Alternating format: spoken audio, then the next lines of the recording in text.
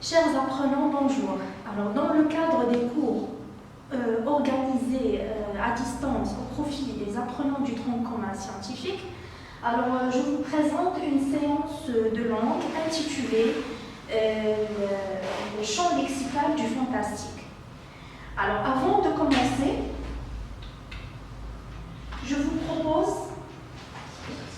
d'observer ces différentes phrases.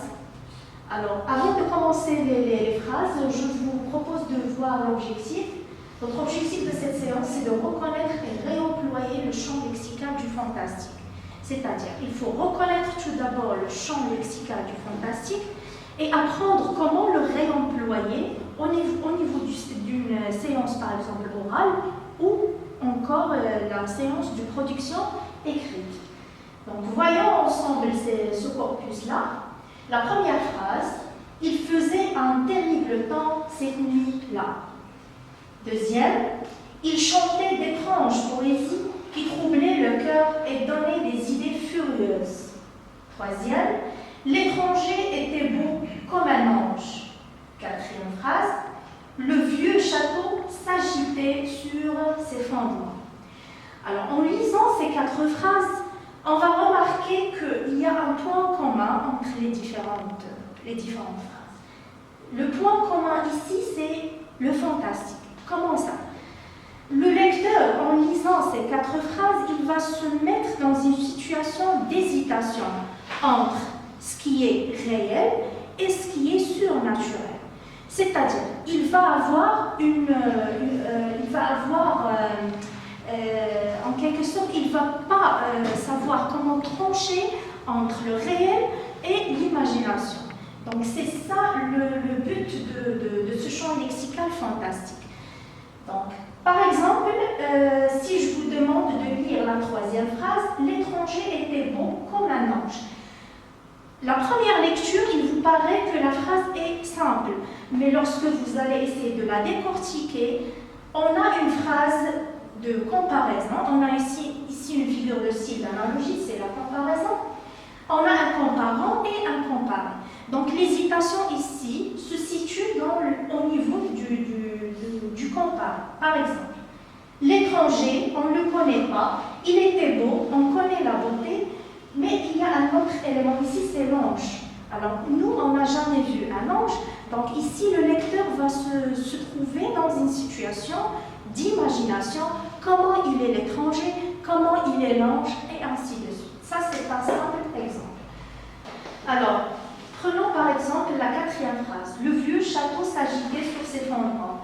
On remarque bien que cette phrase va créer de l'angoisse et de la peur chez le lecteur.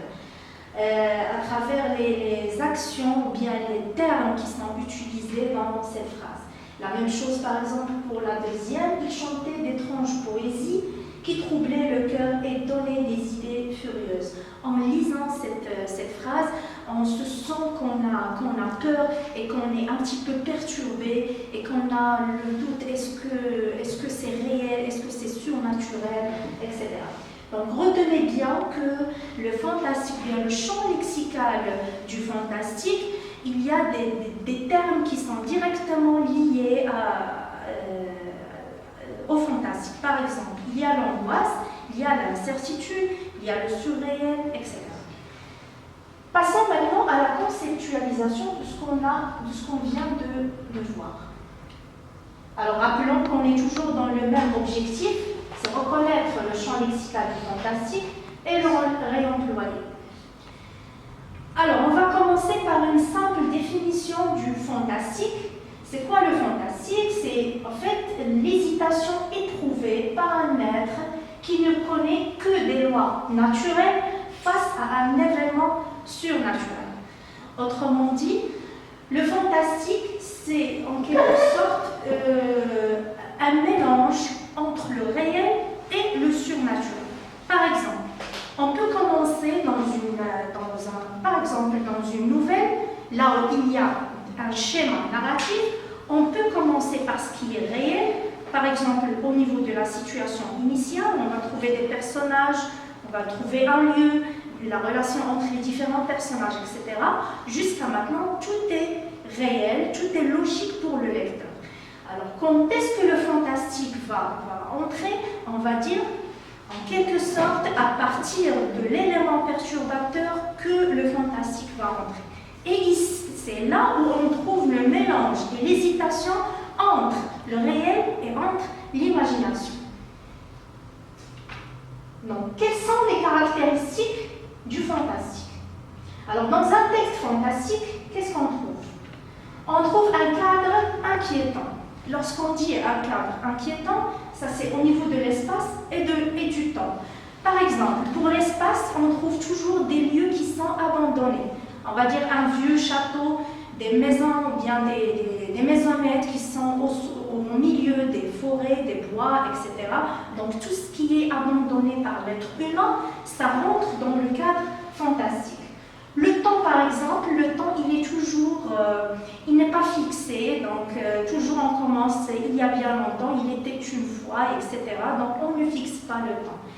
Parlons du climat, par exemple. Le climat qui règne dans le fantastique, il a toujours une relation avec le froid, les saisons de l'hiver, de l'automne, il y a l'obscurité, il y a la nuit, etc.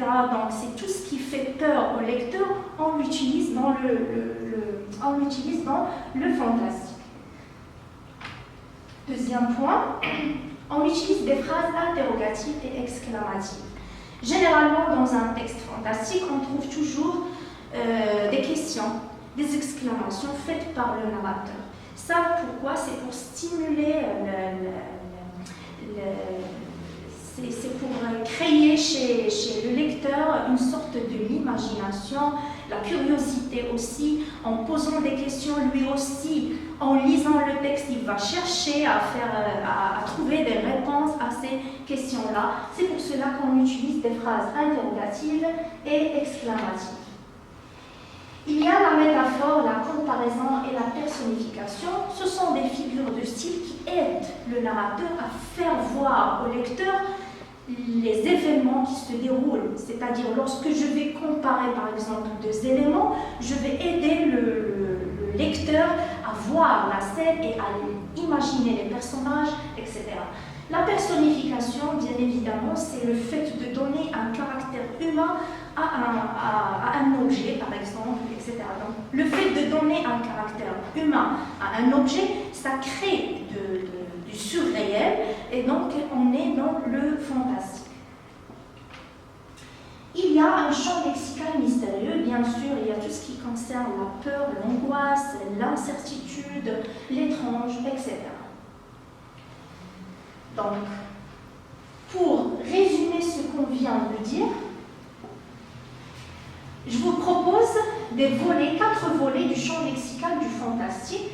Alors, il y a ce qui concerne les émotions, ce qui concerne les sensations, ce qui concerne le rêve et la réalité, et ce qui concerne le surnaturel.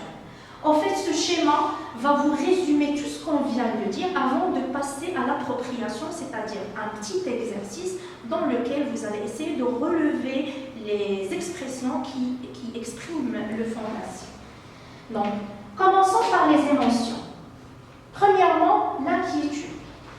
Alors, tout ce qu'on va voir sur ce schéma, ça a une relation avec le champ lexical du fantastique.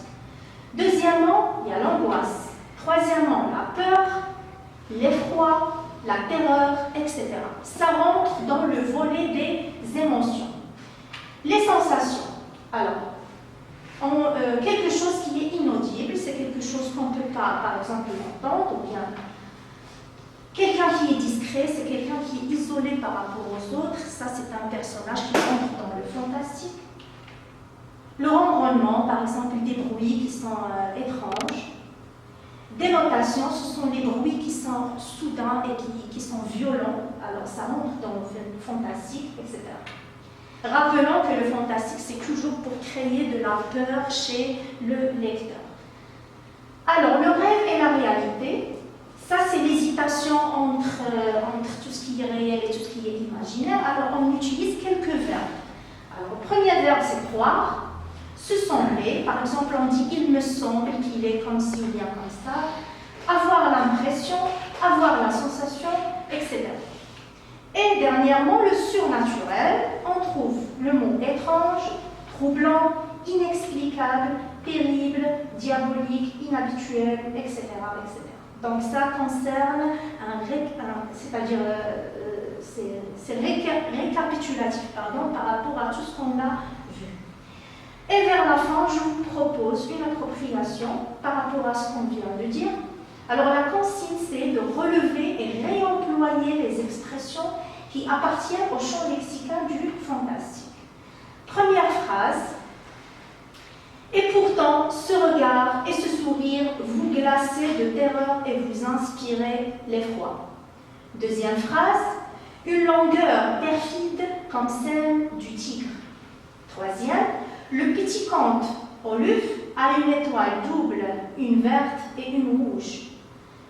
Quatrième, le jet de ses yeux était changé en azur. Et la dernière phrase, que vois-je sur le tapis des traces rouges, serait-ce du sang? Notre séance de langue intitulée le champ lexical du fantastique touche à sa fin. Je vous propose qu'en prolongement, essayez de réemployer tout ce qui est préconçu pour les préparer à une séance orale et aussi une séance de production écrite. Alors vous allez essayer d'imaginer par exemple, d'imaginer une situation dans laquelle vous allez raconter un événement et vous allez employer le champ lexical du fantastique pour créer de l'angoisse et de l'incertitude et essayer de créer l'hésitation entre le réel et le surnaturel. Et merci beaucoup, chers apprenants.